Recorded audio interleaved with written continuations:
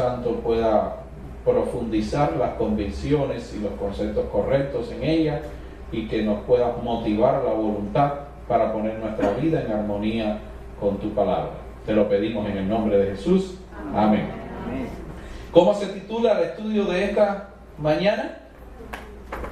A ver, tienen ahí una gran profecía. ¿De qué profecía vamos a hablar? Bueno, en el Antiguo Testamento se encuentran las dos profecías más largas de la Biblia. La mayoría de ustedes han escuchado de una de las profecías, la profecía más larga, pero no es la manera correcta de decirlo. Hay dos profecías, que son las dos profecías más largas de la Biblia. ¿Cuáles son? La de los 2300 tardes y mañanas, que se encuentra en Daniel capítulo 8, versículo 14. Vamos a mencionar algo de eso, pero no es esa la que vamos a estudiar. Esa es la profecía de tiempo más larga de la Biblia. Pero hoy vamos a estudiar la profecía de acontecimientos más larga de la Biblia. Y está en el Antiguo Testamento también. Está en el Pentateuco. ¿En qué capítulo? ¿En qué libro? En Génesis, dice uno aquí. Estamos adivinando. No, pero no vinimos a adivinar. Vinimos a estudiar. Vayamos un momentico entonces al libro de Daniel, capítulo 8, versículo 14. Vamos a leer textualmente lo que dice la Biblia. Y entonces después nos vamos a esa profecía de acontecimientos. Es que no podemos entender la parte que sigue de Apocalipsis a partir del capítulo 15 si no entendemos esta, la profecía de acontecimientos más larga de la Biblia. El capítulo 8 comienza la tercera serie profética de los imperios que reinarán en el mundo, de las atrocidades que le harán al pueblo de Dios y finalmente del establecimiento del reino de Dios. Pero ahí, a mediación del capítulo 8, se hace la mención de lo que contiene el versículo 14. En el versículo 13 dice lo siguiente: entonces, dice Daniel, oí a un santo que hablaba y a otro santo que le preguntó: ¿hasta cuándo durará la visión de qué cosa? Del continuo, de la prevaricación asoladora y del pisoteo del santuario y del ejército. ¿Qué significan esas expresiones? Recuerdan que el capítulo 8 del libro de Daniel utiliza constantemente el lenguaje de ¿qué cosa? Del santuario. Se menciona la palabra continua. Traí un PowerPoint, pero bueno, no hace falta con la cita, están ahí. Utiliza la palabra santuario muchas veces, la palabra continuo, la palabra expiación. O sea, todos son términos del santuario. Incluso los dos animales, los únicos dos que presentan son un ¿qué? Un carnero y un ¿qué? Y un macho cabrío, un chivo. Ahora, ¿dónde se usaban el carnero y el chivo? En el santuario. ¿Cómo? A ver. Ajá, ¿qué se hacía? El sacrificio. ¿A qué hora era el sacrificio? En la mañana y en la tarde. Y eso se le llamaba ¿qué cosa? El continuo. ¿Y qué se sacrificaba? Un carnero por la mañana y por la tarde. Por la tarde el macho cabrío. Venga, ¿y se dan cuenta? Rápido se dieron cuenta. No, era un cordero en la mañana y un cordero en la tarde. ¿Y el macho cabrío dónde está? Desde el mismo inicio del capítulo 8, no solamente se utiliza el lenguaje del santuario, sino que estamos dentro de una de las fiestas que celebraba el pueblo de Israel, una de las 7 fiestas anuales. Y miren lo que sucede. Ese cuerno que se menciona en el capítulo 8, que se menciona en el capítulo 7, que persigue al pueblo de Dios, intenta cambiar los tiempos y la ley, y bueno, y hace atrocidades, está acabando con el pueblo de Dios. Así que un santo pregunta: ¿hasta cuándo durará la visión del continuo echado por tierra? ¿Qué simbolizaba ese acto de matar al corderito continuamente en el santuario? ¿Qué verdad le estaba recordando Dios, o le quería recordar Dios al pueblo de Israel? La muerte del sacrificio del Mesías que vendría para pagar por los pecados del mundo. Eso era el continuo, el recordatorio de que vendría el Dios hecho carne en la forma del Mesías para morir y pagar por los pecados de la raza humana. Pero el cuerno pequeño, que ya nosotros estudiamos, que simboliza para nosotros el poder papal que reinó durante toda la Edad Media, persiguiendo al pueblo de Dios, echando por tierra la verdad y quitando ¿qué cosa? El continuo, la continua intercesión de Cristo, aplicando los méritos de su expiación en la cruz por el ser humano. ¿Fue quitado durante la Edad Media, literalmente, sí o no? Sí. A las personas se les enseñó que cuando usted necesitaba de Dios, tenía que hacerlo por medio de un sacerdote. Hasta el día de hoy no consideran propio que una persona tenga libre acceso a comunicarse con Dios. Los pecados se le confiesan a un ser humano y es el ser humano el que le da absolución de pecado. ¿Es válido eso? Según la Biblia, no. Ese es su sistema de salvación. Echó por tierra el significado de ese continuo. Echó por tierra el santuario. El santuario era un símbolo de ¿qué cosa? Del plan de salvación. Echó por tierra el santuario. Echó por tierra la verdad. Así que, preocupado en este contexto, un ángel le pregunta al otro: ¿cuánto tiempo durará la historia que estas cosas sean así? Así que responde el ángel: ¿hasta qué? Hasta 2300 tardes y mañanas. Entonces el santuario será ¿cómo? Purificado. La palabra purificado ahí significa establecido, reconstruido, vuelto otra vez, limpiado y vuelto a sus funciones naturales. Bueno, interesante. 2300 tardes y mañanas, la expresión en los contextos de profecía, tardes y mañana, significan ¿qué cosa? Bueno, en la Biblia. Una Biblia dice: y fue la tarde y la mañana un día. O sea que son 2300 ¿qué? Días. Pero en estos contextos proféticos, un día representa generalmente ¿qué cosa? Un año. Puede interpretarse literalmente o puede interpretarse como años. El hecho de que no sean días literales se ve en el capítulo 9, que Daniel está muy preocupado y hace oración y ora y dice: Señor, al final el ángel le dice: guarda la visión, porque es ¿para cuánto? Para muchos días. Ni Daniel entendió que eran años, ni el ángel le dijo, o sea, que eran días, ni el ángel le dijo que era día. El ángel le dijo que eran ¿qué cosa? Así que hay mucha evidencia para entender que está hablando de 2300 años.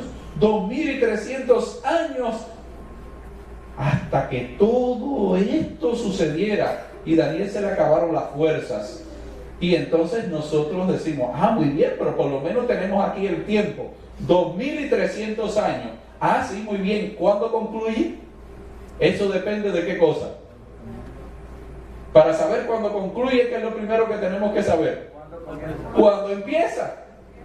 En el capítulo 9 se da la fecha del comienzo. Desde la salida de la orden para restaurar y edificar ¿a quién? A Jerusalén. Y aquí hay un papelito que me entregó la hermana. ¿Dónde está la hermana? Muchas gracias. Yo traía en un PowerPoint, así que dije: no lo voy a poner en el PowerPoint, con el diagrama de cuando comienza. Los capítulos 8 y 9 se deben de entender. Sería muy bonito tener un estudio para entender el capítulo 8 y 9.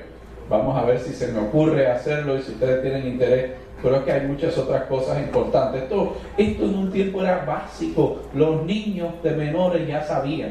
Hoy en día ni nuestros adultos lo saben. Capítulo 8, capítulo 9. Dios le dice así sencillo a Daniel: Van a durar 2300 años todo este desastre. Y en el capítulo 9, después que Daniel ora y confiesa sus pecados, Dios le explica cuándo debían de contarse. Desde la salida de la orden. ¿Dónde estaba Daniel en ese momento? El pueblo de Israel estaba cautivo en Babilonia. Y Jeremías había dado una profecía que el pueblo de Israel iba a volver otra vez. Así que Daniel estaba esperando eso. 70 semanas, 70 años iba a estar allí cautivo. Y ya estaba al cumplirse la profecía. Y ahora Dios le dice a Daniel, no, 2300 años. Entonces Daniel, bueno, no pudo soportar más nada, se desmayó. Ya. Entonces, a poco tiempo, Dios le da el capítulo 9 y le explica que se comenzarían a contar los 2300 años desde la salida de la orden. Eso sucedió ¿en qué año? Dice allí, en el año 457, y usted lo encuentra en los libros post-exílicos. O sea, los libros de Esdras, Nehemías, explican ampliamente cómo se dio el edicto. Lo cierto es que en el año 457 Jerusalén fue restituida como una ciudad con su propia injerencia política, supervisado por el imperio reinante. El templo comenzó a ser construido y comenzaron a correr ¿qué cosa? Los 2300 años. Y concluirían entonces ¿en qué año? 1844. En el capítulo 9 dice que habían 490 años específicamente dedicados para el pueblo de Israel, donde nacería el Mesías, sería crucificado el Mesías, y entonces sellaría el destino de la nación de Israel si aceptaba el plan A de Dios o lo rechazaba, y Dios tendría que poner en práctica el plan B. El plan B incluía a la iglesia cristiana. El pueblo de Israel rechazó al Mesías y el plan A con la teocracia dejó de existir. Las profecías dadas a Israel por medio de los profetas en el Antiguo Testamento, algunas se cumplirían en la iglesia cristiana totalmente, otras parcialmente, y otras no se cumplirían porque eran para el pueblo de Israel. Y comienza a correr la era cristiana. Por aquí le he hecho un resumen de 10 horas de estudio, ¿ven? Pero no es el tema que me interesa, y es bueno que le quede para introducción. Ahora, el capítulo 8 utiliza el lenguaje del santuario y más propiamente nos lleva a lo que significa el término en el versículo 14. Y respondió hasta 2300 tardes y mañanas, entonces el santuario será. ¿Qué era la purificación del santuario? ¿Qué era la purificación del santuario? Tenemos 20 minutos nada más para esto, pero vamos a ver. ¿Cuándo se purificaba el santuario? Mire, si usted era israelita y cometía un pecado, ¿qué debía hacer?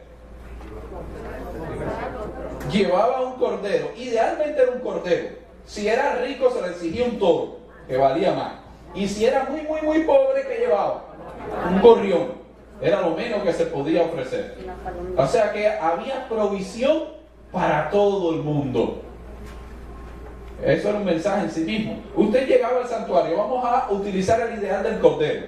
Se arrodillaba, apretaba la cabeza del cordero contra el piso, simbolizando que estaba ahora sufriendo las consecuencias del pecado. Confesaba su pecado y se lo pasaba al animal. Ahora el animal era ¿cómo? Pecador. Pobrecito el animal que no tenía culpa. La culpable era usted, y a usted se lo pasaba al animal. Ya usted quedaba libre. Pero ahora tenía que hacer ¿qué cosa con el animal? ¿Y quién lo mataba? Usted mismo.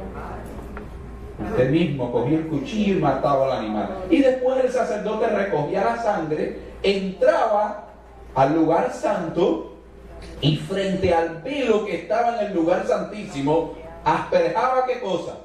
La sangre hacia el velo. Pero al lugar santísimo ¿entraba? No entraba. ¿Por qué asperjaba la sangre hacia el velo? ¿Qué había detrás del velo? Ese velo se lavaba 2 veces al año, porque estaba bien manchadito de sangre, generalmente se quitaba y se ponía otro. El velo estaba adornado de ángeles, Todo en el lugar santísimo estaba cubierto y adornado de querubines. El arca tenía encima, ¿qué cosa? Una plancha metálica de oro puro que se llamaba el propiciatorio, y encima 2 querubines con las alas levantadas y mirando hacia adentro del arca. ¿Qué había dentro del arca? Los 10 mandamientos, la ley de Dios.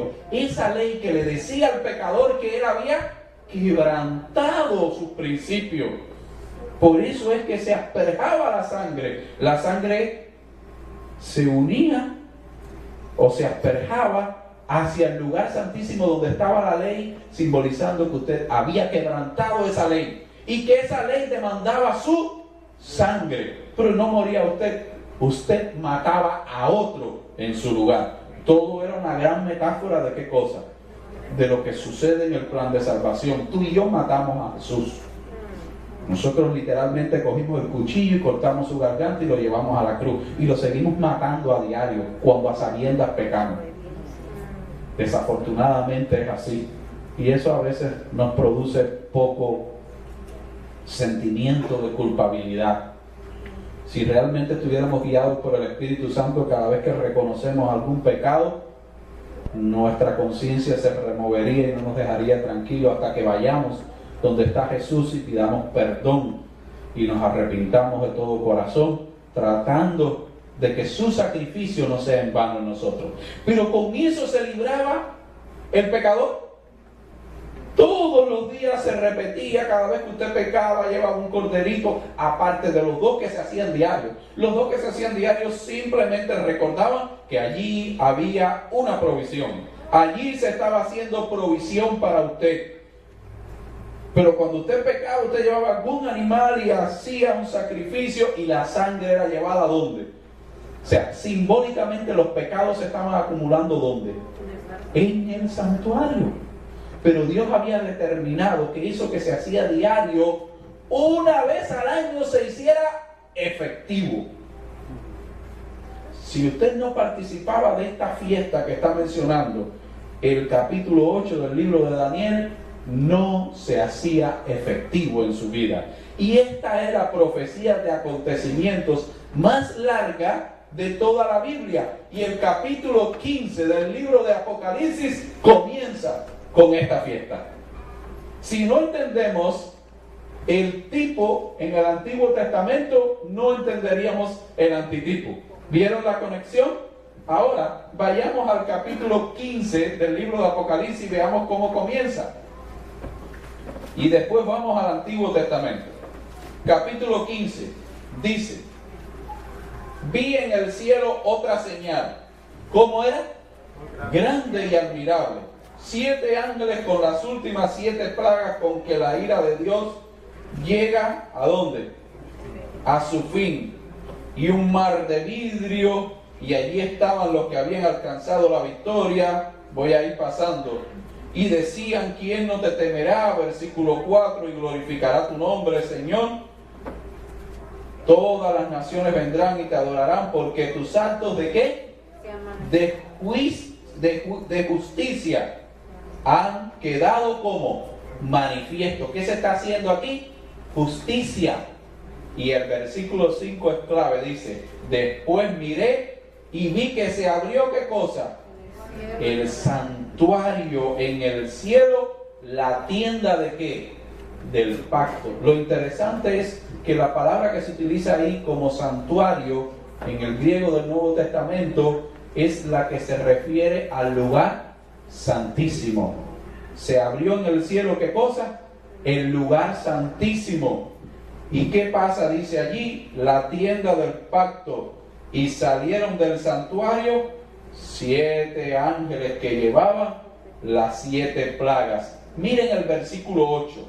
Y el santuario, o sea, ese segundo departamento, se llenó ¿de qué cosa? De humo. Se llenó de humo, y ninguno podría entrar en el santuario hasta que se completaran ¿qué cosa? Las 7 plagas. Vean, el lugar santísimo abierto, humo que rodea el lugar santísimo. ¿Qué está sucediendo aquí? Se está dando inicio al día de expiación, y se encuentra en Levítico capítulo 16. la sexta fiesta del calendario judío y la fiesta más importante para el pueblo de Israel. Levítico 16 debería ser un capítulo que nosotros los adventistas del séptimo día nos sepamos de memoria. Está bien el Padre Nuestro, está bien el Salmo 23, eso es para todo cristiano. Para los adventistas del séptimo día, Levíticos 16 es la fiesta que nos explica cómo finalmente el plan de salvación se hace efectivo en tu vida. Vale sencillamente para salvarnos que nosotros creamos en Jesús, aceptemos a Jesús como nuestro Salvador, aceptemos que es válido el sacrificio y digamos somos cristianos. Lo estudiamos. Eso simbolizaba el altar. El altar era la conversión, la entrega. Pero ¿a dónde había que llegar? ¿A dónde había que llegar? Allá, a donde estaba la ley de Dios. Entonces tampoco era suficiente que el pueblo de Israel confesara sus pecados y que sus pecados fueran archivados en el santuario. Había un día de limpieza en que finalmente se verificaba si eso era funcional o no. Y capítulo 16 comienza. Yo no lo voy a leer completo, sería muy bonito que lo pudiéramos leer, pero son 34 versículos. Les voy a ir explicando, ustedes después estudian por la tarde en su casa. Esta fiesta demarca los acontecimientos que iban a comenzar a suceder cuando se abriera el santuario en el cielo para efectuar ese juicio a partir de 1844 hasta la restauración total de todas las cosas. Por eso es la profecía de acontecimientos más larga de toda la Biblia. Ya comenzó a suceder en 1844. ¿Cuántos años hace de eso? Cerca de 200. Y seguirá por más de 1000 años. Por lo menos por 1000 años. Después que los hijos de Aarón murieron por haber ofrecido fuego extraño, el Señor le dijo a Moisés: di a tu hermano Aarón que no entre en cualquier tiempo. ¿Dónde? En el santuario detrás del velo ante el propiciatorio que está sobre el arca, para que no muera, porque yo apareceré en la nube sobre el propiciatorio. Así entrará Aarón en el santuario. Vamos a ver, ¿qué cosas necesitaba Aarón para entrar en el santuario? Con un becerro, es un toro, y un carnero de holocausto. Versículo 4, se vestirá, se pondrá vestiduras finas, vestiduras sencillas, símbolo de humildad. Versículo 5, de la congregación de Israel tomará, ¿qué cosa? 2 chivos. O sea, hay un toro, un carnero y 2 chivos. ¿En qué único momento de la historia de Israel estaba el carnero y el chivo? Aquí. El toro era para él, porque él era el sacerdote. Se suponía que su poder adquisitivo le da para un toro. Tú tienes que hacer tu sacrificio para limpiarte con lo máximo que hay, que es un toro. Entonces comenzaba la ceremonia. Cuando llegaba el día 10 del séptimo mes, Israel se paralizaba. 10 días antes comenzaban los sacerdotes a tocar trompeta, anunciando que el día del juicio comenzaría y el pueblo empezaría a hacer sus arreglos. Todo el que tenía pecados inconfesos tenía que apurarse y hacer ¿qué cosa?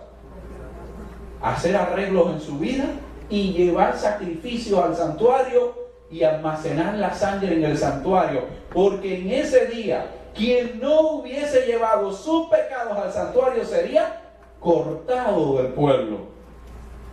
Esa era la idea de la fiesta. Cuando llegaba el día 10 del séptimo mes, entonces todo el pueblo de Israel se reunía a la mañana. El sacerdote ya se estaba preparando, el sumo sacerdote, 3 días antes. Pero le voy a hablar al final de la preparación del sumo sacerdote. Y entonces todo Israel se reunía. Versículo 11. Del 11 al 14, entonces se describen las 3 entradas. Vayan haciendo una analogía con el lenguaje de Apocalipsis. Aarón tomará el toro para su expiación, y hará la reconciliación por sí, por su casa, y lo degollará como sacrificio de expiación. O sea, esto era una purificación especial, porque él no podía presentarse delante de Dios para interceder por el pueblo si no estaba puro él mismo. Usted no puede venir a interceder como hacen algunas personas con sus vidas llenas de pecado, intercediendo delante de Dios por otras personas. Por eso habían muerto sus hijos. Así que Dios le dice: purifícate tú si quieres ser mi representante. Después tomará el incensario. ¿Qué era el incensario? Una copa con una soguita muy bonita. La soguita en ese tiempo era como una cadeneta de oro que ellos le ponían, y lo llenará de brasas tomadas ¿de a dónde? Del altar. No es de lo que tú entiendas, de allí, de ese fuego que Dios prendió y que no se debía apagar. Tú cogerás brasas, llenarás el incensario, en una mano el incensario y en la otra mano, ¿qué cosa? Tomarás 2 puñados de incienso aromático molido y lo llevarás ¿a dónde? Al interior, detrás del velo. Pondrás el incienso sobre el fuego ante el Señor. ¿Y qué cosa hay en el lugar santísimo ahora? ¿Qué es lo que hay? Humo. Humo. ¿Recuerdan Apocalipsis 15? En ese momento empieza a haber humo, para estar allí tuviera algo por medio, el humo. Y el santuario se llenaba de humo y de olor de incienso, que también representa la devoción, las oraciones y la consagración del pueblo. No se podía llegar a la presencia de Dios así como así. El sumo sacerdote se comenzaba a preparar 3 días antes, y la noche antes no dormía, no podía dormir. Tenía una guardia de sacerdotes, lo sentaban allí en un dispensario del santuario, y la guardia del sacerdote velaba que no se durmiera. ¿Por qué? Porque en ese día Israel iba a ser limpiado de sus pecados, y el sacerdote tenía que estar puro. Pero si el sacerdote se dormía, podría correr el peligro que tuviese una emisión de semen nocturno, lo cual es normal en cualquier hombre sano, como estaban los sumos sacerdotes. Y si así era, al otro día no podía oficiar. ¿Y qué le pasaba a Israel? No quedaba limpio ese año. Se tenía que bañar 3 veces el día antes, no podía sudar, no podía dormir. Los ojos del pueblo entero estaban ¿en quién? En el sumo sacerdote. Era el único día oficial declarado por Dios de ayuno. Nadie comía en ese día, porque estaban a la expectativa de que el destino de su vida se decidiera. ¿Entienden? ¿Ven? Dios lo había programado todo. Y entonces, ¿qué hacía? Bueno, pues ahora el versículo 14 dice: luego tomará un poco de la sangre del becerro, entrará y hará su expiación por sí mismo. Era la segunda vez. Y ahora venía afuera, después que ya preparó el lugar santo, se preparó a él mismo, ahora viene a preparar al pueblo. La tercera vez que entra en el santuario hacía lo siguiente. Después hará ¿qué cosa? Se me olvidó leer un poquito versículos 6, 7 y 8, que describe los 2 chivos. ¿Por qué eran 2 chivos?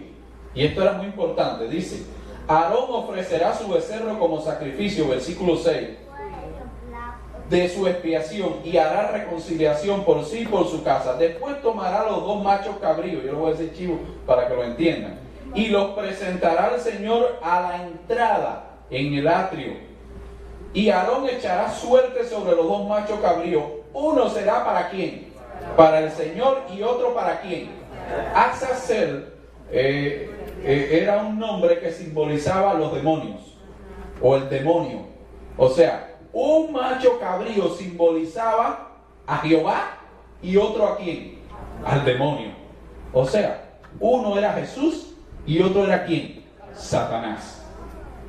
Y usted dice: pero ¿Satanás para el santuario? ¿Para qué?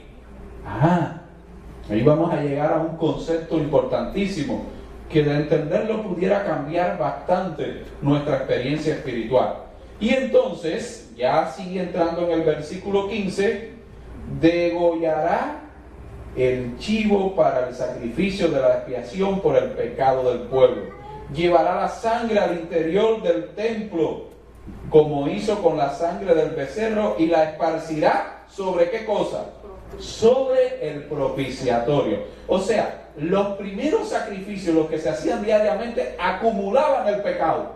Pero ahora este sacrificio que hace, empieza desde el propiciatorio con todos los muebles, iba asperjando y asperjando, y sacaba el pecado otra vez ahí, en esa sangre.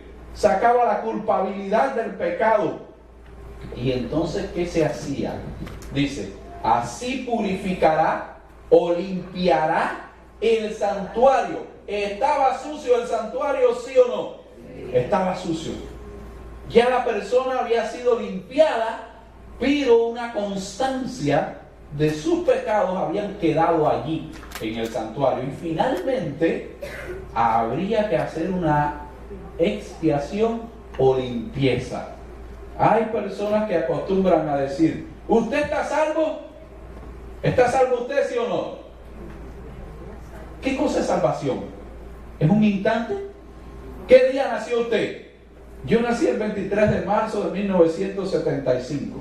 Eso es un momento puntual en la historia. Esos son eventos puntuales, pero la salvación es un evento puntual. ¿Mi vida es un evento puntual? No, mi vida es ¿qué cosa? Un proceso. La salvación es un proceso y consta de muchas partes. Por eso el Espíritu de Profecía enseña, no se debería hacer creer a nadie que se encuentra salvo.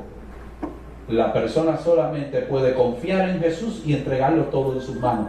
Y ya. La salvación es un proceso y depende de muchos pasos. ¿Fue suficiente que Jesús muriera en la cruz para salvarnos a ti y a mí? Sí. Y si así hubiera sido, ¿para qué se necesitaba la fiesta de expiación? Porque eso estaba simbolizado por el continuo. Pero es que había dos pasos en el plan de salvación. Estaba el continuo y estaba el anual, el día de expiación. No fue suficiente que Jesús muriese en la cruz. Era todo lo que el cielo tenía que hacer. Es como si yo le regalara, cojo ahora mi Biblia y le digo, le regalo esta Biblia. ¿Es suficiente para ti? ¿Qué más tienes que hacer? Usted tiene que ir y buscarla. Si se apropió o no de la Biblia, si se apropió o no de los méritos del Salvador crucificado, eso se decidía en el día de expiación. Por eso Jesús ascendió al cielo y comenzó un proceso de mediación delante de Dios. El proceso de mediación simplemente lo que hace es aplicar los méritos que Él logró en la cruz, aplicar el perdón a la vida de los creyentes, mientras ellos caminan por el proceso de la salvación. Y llegará un día donde finalmente se decidirá si usted aceptó realmente el sacrificio de Cristo, si lo aplicó a su vida y si dio el efecto que el cielo esperaba que diera. ¿Entienden el asunto? Ahora mira qué era lo que pasaba. Se limpiaba todo el santuario. Desde el versículo 15 hasta el versículo 19 se hace todo este proceso de limpieza. Se saca el pecado y él va limpiando. Ahora el sacerdote como que tiene el pecado.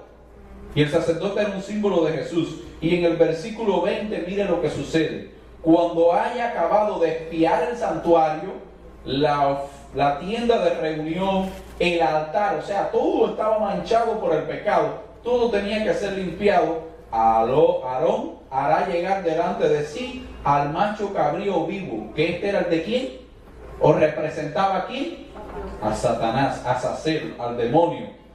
Aarón pondrá sus dos manos sobre la cabeza del macho cabrío vivo y ¿qué hará? Y confesará sobre él todas las iniquidades, rebeliones y pecados de los israelitas y los pondrá sobre la cabeza del macho cabrío y lo expulsará ¿dónde? Al desierto. Recuerden todas estas palabras: santuario abierto, humo, el desierto, porque Apocalipsis del capítulo 15 en adelante empieza a tomar toda esta terminología y aplicarla. Si no entendemos el propósito, a Dios no le interesaba que hubieran animales muertos, ni que hubieran gente brincando alrededor de unas paredes levantadas ahí. Todo esto tenía una intención: simbolizar lo que Él tendría que hacer para salvarte a ti y a mí.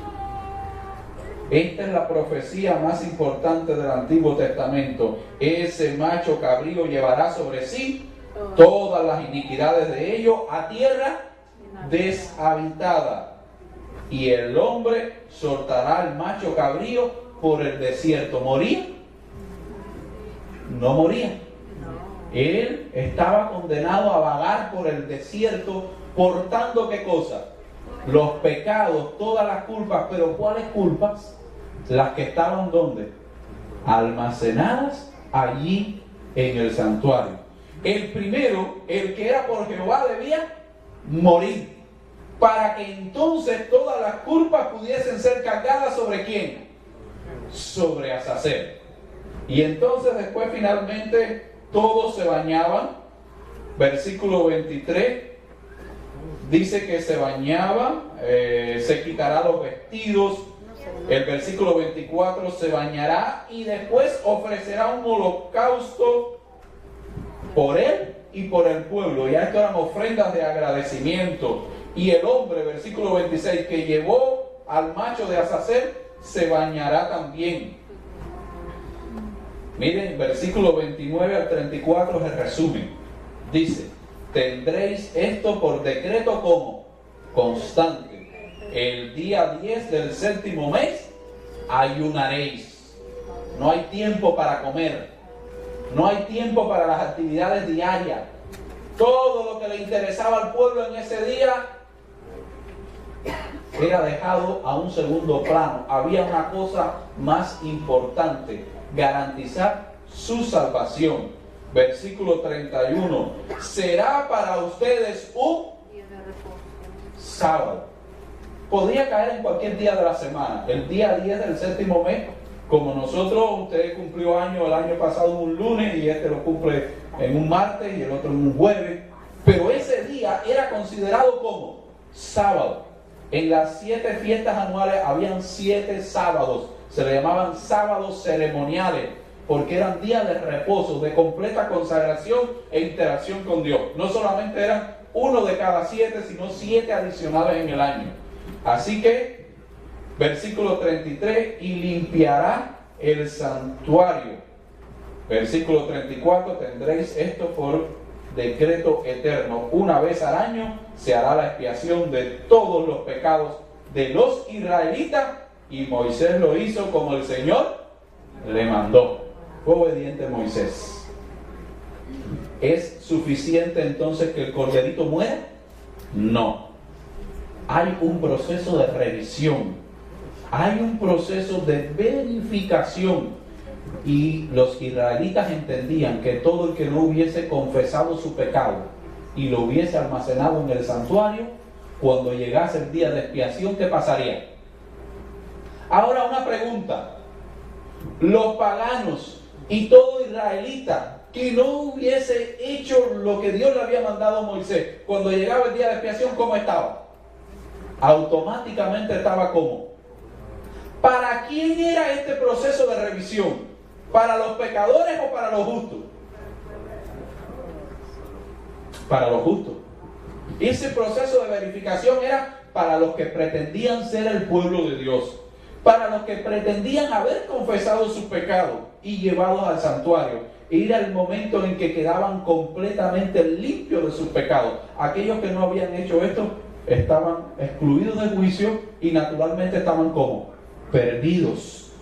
Era la única opción. Esto es un símbolo del plan de salvación. En 1844 el santuario comenzó a ser ¿qué cosa? Purificado. Comenzó la fiesta del día de expiación, que si entendemos correctamente el simbolismo, entonces un proceso de juicio, un proceso de verificación, donde finalmente los pecados confesados de sus hijos profesos son analizados, son revisados y finalmente se verá si ellos han sido sinceros y si ha tenido efecto el plan que Dios llevaba. ¿Qué cosa es lo que motiva todo esto? ¿Cuál es el motor que mueve todo este eje de la salvación? ¿Cuál es la motivación de todo el plan de salvación? Ya lo hemos mencionado varias veces. Yo quiero que se casen con esa idea. ¿Qué mueve todo esto? ¿Por qué sucedía todo esto? Porque había habido, ¿qué cosa? Pecado. La clave en el plan de salvación es ¿qué cosa? Pecado. Si no hubiese habido pecado, no se necesitaría plan de salvación. El plan de salvación se pone en marcha debido al pecado. Y para que el plan de salvación sea consumado, ¿qué cosa es lo que tiene que desaparecer? El pecado. Por tanto, la eficacia de la muerte de Cristo en la cruz, en tu vida y en la mía, tiene que finalmente quitar ¿qué cosa? El pecado. Y para quitar el pecado, primero Jesús tiene que vivir en obediencia, ganarse la vida. Después tiene que morir para cambiar la muerte que tú y yo necesitamos por la vida que Él ganó. Y después tiene que empezar a aplicarlo en nuestra vida. Y llegará un momento donde el cielo decidirá si fue efectivo o no fue efectivo. Por tanto, hoy, que estamos ya a muchos años de haber comenzado este proceso, ¿y cuáles son los pasos sucesivos que van a suceder en este proceso? Lo vamos a ir mirando a partir de mañana por la noche. Hoy por la tarde vamos a ver algunas cosas interesantísimas que están sucediendo en el mundo y que están dando pie al desencadenamiento de estos acontecimientos. Tú y yo debemos recordar uno de los versículos más importantes de la Biblia en este momento. Hoy es el día aceptable. Hoy es el día de salvación. Si oyeres hoy su voz, no endurezcáis vuestro corazón. ¿Creéis en Dios? Creed también en mí. En la casa de mi Padre muchas moradas hay. Cuando se acababa la fiesta de expiación, comenzaba la última fiesta del pueblo de Israel. ¿Cuál era? La fiesta de las cabañas. La gente abandonaba sus casas, construía cabañas con palmas, con hojas de palmera, ponía estiras en el piso y celebraba fiesta a Jehová. Y comenzaban una fiesta que duraba ¿cuánto? 7 días. El primero era sábado y el último era sábado. En esa semana no se trabajaba. En esa semana se compartía con los amigos, se hacía fiesta, se comía y se vivía no en sus casas, sino en otras casas hechas con cosas sencillas y con ramas de palmera que simbolizaban la victoria. Cuando se acabe el día de expiación, el tipo, la realidad simbolizada por estas cosas, el pueblo de Dios hará fiesta. No vivirá en sus casas, vivirá en las moradas que el Mesías fue a preparar para nosotros. Pero antes de que llegue eso, necesitamos comprender algunas otras cosas y necesitamos cooperar con el cielo para que el sacrificio de Cristo sea efectivo en nuestras vidas. Interesante lo que hemos estudiado. ¿Qué decisión hemos hecho? ¿Seguimos reafirmando la decisión de entregarle nuestra vida a Cristo? Hoy es el único día probable. Por la tarde no sabemos, mañana no sabemos. Nuestra vida puede llegar al fin. Los acontecimientos finales pueden suceder.